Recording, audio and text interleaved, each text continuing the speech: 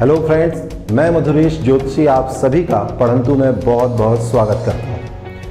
आज हम जिस टॉपिक को पढ़ने वाले हैं वो है प्रतिशतता, परसेंटेज। ये बहुत ही महत्वपूर्ण टॉपिक है क्योंकि इससे रिलेटेड बहुत सारे क्वेश्चन एग्ज़ाम में आते हैं। तो चलिए स्टार्ट करते हैं।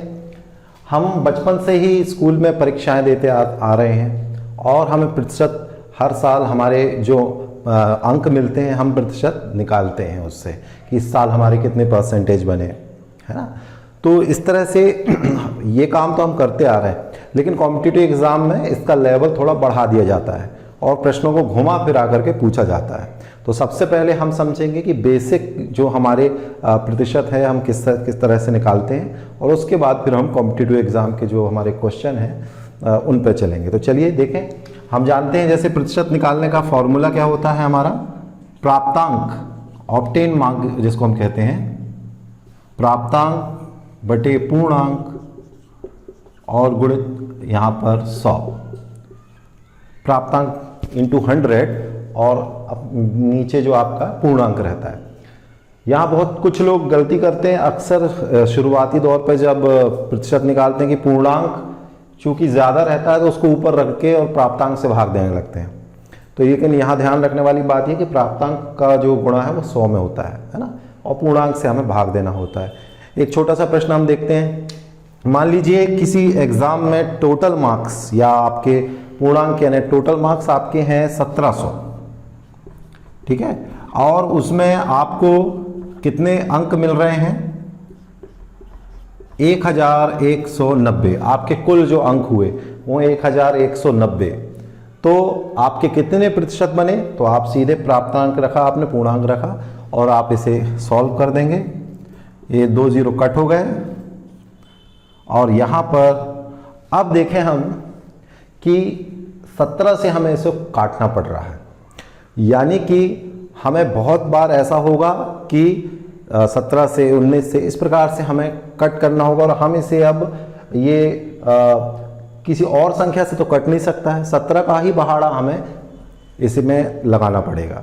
इसीलिए भी पहाड़ों का बहुत महत्व है। कॉम्पिटिटिव एग्ज़ाम में भी हम अटक जाते हैं कई बार अगर हमें पहाड़ा याद नहीं है। बहरहाल 17 सत्ते 119 और इस तरह से 70% उसके बनेंगे।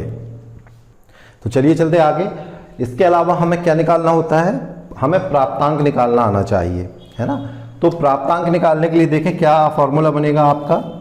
ये पूर्णांक का मल्टीप्लिकेशन किसके साथ हो जाएगा, प्रतिशत के साथ हो जाएगा, यानी कि पूर्णांक और प्रतिशत यहाँ पर आपस में गुणा हो जाएगा, और ये जो आपका 100 है ये डिवाइड कर देगा इसको, और ये आपका आ जाएगा प्राप्तांक। तो इस तरह से प्राप्तांक का फॉर्मूला क्या बन जाएगा, पूर्णांक गुणित प्रतिशत बटे में 100। अब मान लीजिए आपके पूर्णांक 800 नंबर हैं, पूर्णांक हैं, और प्रतिशत मान लीजिए हमें 60% निकालना है, तो उसके कितने हो जाएंगे उसके प्राप्तांक। तो देखिए 2 0 हमेशा इससे कट हो जाएंगे और 8 का इसमें गुणा हो जाएगा, तो 8 × 48 यानी कि 480 नंबर उसे मिले हैं अगर वो 60% बना रहा है। तो अब यहाँ हमें क्या करना है, देखें हम एक जो बात समझनी कि हमेशा ऐसा होगा कि आपका अगर यहाँ पर 2 0 हैं, आपके पूर्णांक में लास्ट में 2 0 हैं, तो वो अक्सर यहाँ से कट हो जाएंगे आपके 100 से। तो केवल 8 का आपको गुणा करना रहेगा जितने प्रतिशत आपको निकालना है। मतलब मान लीजिए 800 का आपको 80% निकालना है, तो आप क्या करेंगे, 8 का गुणा ही करना है आपको 80 के साथ में। तो 8 8 64, 640 अंक हो गए उसके। अब 800 का 90% कितना हो जाएगा, 8 का गुणा कर दीजिए 90 के साथ, तो 8 9 72 यानी 720 नंबर हो गए। मान लीजिए आपको 900 का निकालना है, 900 का 30% कितना होगा, अगेन हमें 900 के 2 0 तो इससे कट हो ही जाएंगे, यानी 9 का गुणा बस हमें किसके साथ करना है, 30 के साथ। 9 × 27, 900 का 30%, 2 0 कट हो गए, केवल 9 का गुणा कर देना है आपको 30 के साथ में। तो 9 तिया 27 यानी कि 270, इसका 30% हो गया। अब मान लीजिए 900 का हमें 60% निकालना है, तो क्या करेंगे हम, 9 का गुणा 60 के साथ, या 9 छिक्का 54 यानी 540। अब 900 का गुणा मान लीजिए हमें परसेंट निकालना है 20%, तो 9 दूनी 18 यानी 180। तो इस प्रकार से आप ओरली भी निकाल सकते हैं, अगर उसमें लास्ट में 2 जीरो हैं तो बहुत आसानी से वो आपको हल हो जाएगा, और नहीं तो आप कैलकुलेट कर सकते हैं। अब देखें हम कि अगर 2 जीरो नहीं है तो हम क्या कर सकते हैं, किस प्रकार से हम आसानी से निकाल सकते हैं। तो फॉर्मूला तो अपनी जगह में है। एक हम बात देखें अगर कि 1000 जैसे मान लीजिए है, 1000 का 10% कितना होगा, तो 1000 का 10% हम बहुत आसानी से निकाल सकते हैं 100। 100 है 1000 का 10%, है ना। तो क्या हुआ एक्चुअली में कि ये जो पॉइंट है वो मूव होकर के यहाँ आ गया आपका। तो पॉइंट को अगर आप एक प्लेस, यूनिट या वंश, इकाई का स्थान, उसको जंप करा दें आप अगर, तो 10% बन जाता है। इसी प्रकार से आप कोई भी अंक आपकी संख्या है, उसकी इकाई का आपका जो अंक है पॉइंट, उसे आप जंप करा दीजिए, तो आपका 10% बहुत आसानी से निकल सकता है। मान लीजिए आपका हम देखें कि 2750, हमें इसका 10% निकालना है, तो क्या करेंगे हम जानते हैं कि अभी दशमलव कहाँ है, आखिरी पर है, तो हमें दशमलव मूव कर देना है, बस इकाई का अंक जो है उसे पार करके लगा देना है, यानी 275। ये इसका 10% हो जाएगा। बहुत आसानी से आप 10% निकाल सकते हैं। 2000 का 200, 3000 का 300, मान लीजिए 4575 है, क्या बोला मैंने, 4575। अब इसका 10% निकालना है हमको, क्या होगा 10%, सीधा आपका ये जो पॉइंट है वो जंप कर जाएगा इकाई के अंक को, और इस तरह से 457 रुपये 50 पैसे, ये इसका 10% हो गया। बहुत सी जगह में 10% की छूट मिल जाती है मार्केट में, तो 10% तुरंत हम निकाल सकते हैं और माइनस कर सकते हैं। 10% अगर हम निकालने हमसे बन रहा है मान लीजिए, तो हम उसका डबल कर दें तो वो कितना हो जाएगा, 20% हो जाएगा, और उसका भी डबल कर दें तो 40% हो जाएगा, उसका डबल कर दें तो 80% हो जाएगा। जैसे मान लीजिए 1000 की बात कर रहे हैं, तो 100 उसका 10% हो गया, डबल कर दिया हमने 200, उसका 20% हो गया, है ना, और इसका भी डबल कर दिया हमने, 200 का डबल यानी 400, ये 40% हो गया। ठीक है, 40 का दुगना कितना होता है, 80, तो आपका इसका डबल हो गया 800, तो 80% हो गया। तो इस प्रकार से हम बहुत सारे परसेंट तो बिना फॉर्मूले के ही निकाल सकते हैं। और भी देखें हम, जैसे 500 है, अगर हमारे मान लीजिए हम आधा कर देते हैं तो 50% निकल जाता है, तो इसका आधा कितना होगा आपका 250, ये इसका 50% कहला गया। और 50% का भी आधा कर देते हैं तो क्या हो जाता है 25%, यानी कि 125, ये इसका 25% हो गया 500 का। ठीक है ना। अब अगर इसमें से हम देखें कि इसको अगर माइनस कर दें हम, 500 में से हम 125 माइनस कर देते हैं, तो हमारा कितना आ जाएगा, जो आएगा वो 75% हो जाएगा आपका, है ना। तो इस प्रकार से आप बहुत आसानी से बहुत सारे परसेंट तो ऐसे ही निकाल सकते हैं। और जो परसेंट आप मतलब प्राप्तांक है आपके, इस प्रकार से आप निकाल सकते हैं। और जो नहीं है उसके लिए फिर हमारे पास में बड़े क्वेश्चन हैं अगर, तो फॉर्मूला हम यूज़ कर सकते हैं। चलते हैं, देखिए फ्रैक्शन जो हमारे भिन्न होते हैं उनको हमको परसेंट में बदलने के लिए आता है, तो कैसे हम बदल सकते हैं। जैसे देखिए 1/2 आप सभी जानते हैं आधा होता है, यानी कितना परसेंट, 50%। तो हम इसको कैसे बना सकते हैं, परसेंट में कैसे कन्वर्ट कर सकते हैं। अगर हम इंटू 100 कर दें इसमें, तो देखिए ये 50 आएगा, यानी कि आपका 50%। तो सिंपली आपको इंटू 100 करके परसेंट का साइन लगा देना, तो आपका जो फ्रैक्शन है वो परसेंट में कन्वर्ट हो जाएगा।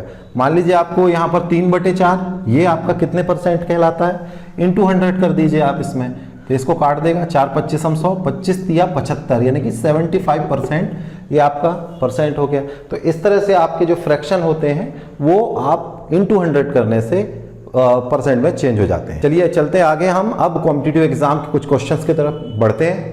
देखिए एक क्वेश्चन बहुत आता है कि एक आयत होता है, उसकी लंबाई में कुछ प्रतिशत की वृद्धि होती है, उसकी चौड़ाई में कुछ प्रतिशत की वृद्धि होती है या कमी होती है, और फिर बोला जाता है बताइए क्षेत्रफल में कितने प्रतिशत की कमी या वृद्धि हुई। तो इस प्रकार के क्वेश्चंस को हम बहुत ही आसान से कर सकते हैं। देखिए कैसे आसानी से हम कर सकते हैं। मान लीजिए ये लंबाई और ये चौड़ाई आपकी है।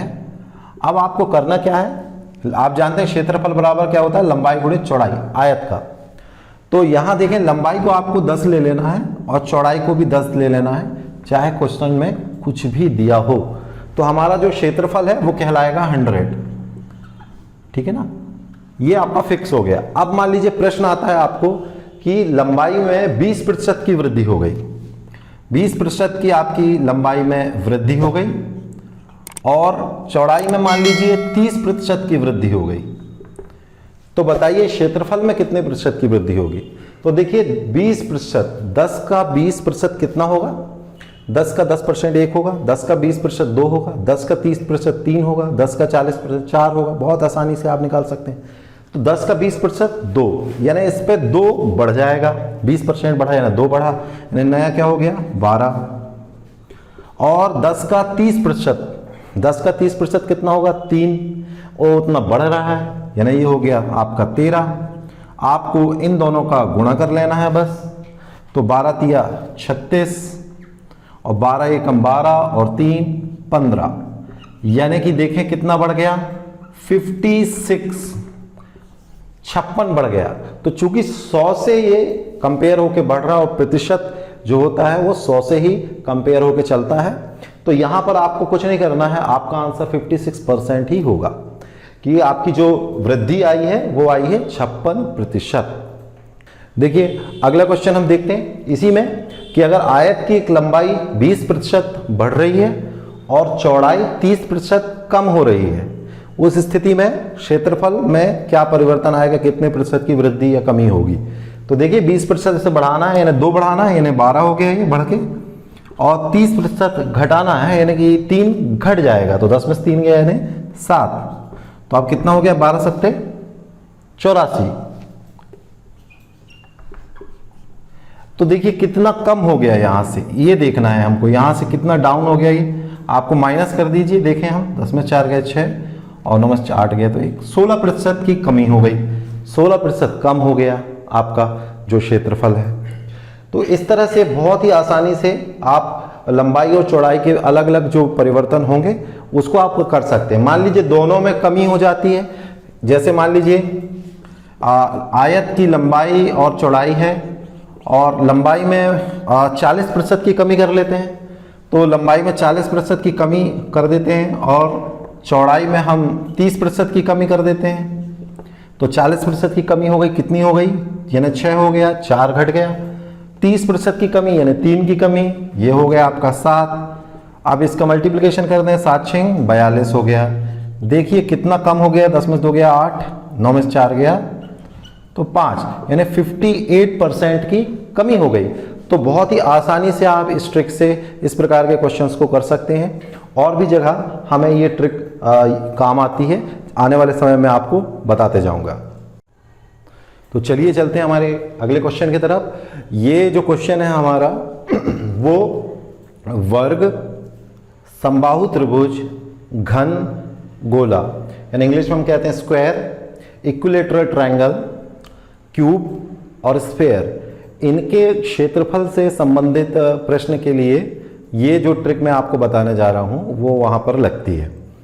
तो क्या होता है, देखिए वर्ग का जो क्षेत्रफल होता है उसमें और इन चारों में एक चीज कॉमन होती है, वो ये होती है कि इनके जो क्षेत्रफल में किसी भी एक भुजा या किसी एक साइड के बदलने से पूरा क्षेत्रफल बदलता है उसमें, और वही महत्वपूर्ण एक ही साइड इसमें महत्वपूर्ण होती है क्योंकि इनके फॉर्मूले में उसी साइड का वर्ग होता है। देखें ए स्क्वायर, इसका भी जो क्षेत्रफल करनी 3/4 ए स्क्वायर, 6a स्क्वायर घन का संपूर्ण पृष्ठ जो होता है क्यूब का, इसमें भी ए स्क्वायर, और जो गोला होता है स्फेयर उसका जो संपूर्ण पृष्ठ होता है वो 4 आर स्क्वायर, तो इसमें भी आर स्क्वायर रेडियस के ऊपर ही बेस्ड होता है। तो इन सब में आर स्क्वायर एक भुजा जो है उसका वर्ग होता है। इस वजह से ये ट्रिक इन चारों में एक समान रूप से लग जाती है।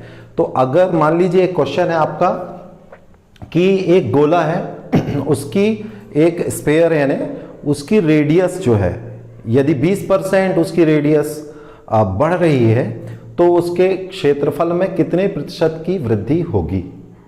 20% एक गोले की रेडियस बढ़ रही है।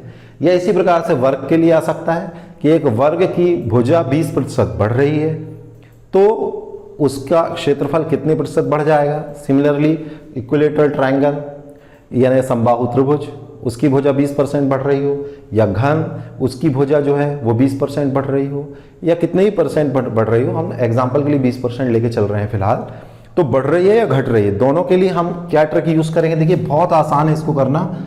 2x plus minus x² upon 100, ये जो शॉर्ट ट्रिक है आपको इसमें अप्लाई कर देना। प्लस उस केस में जब बढ़ रही हो, माइनस उस केस में जब घट रही हो।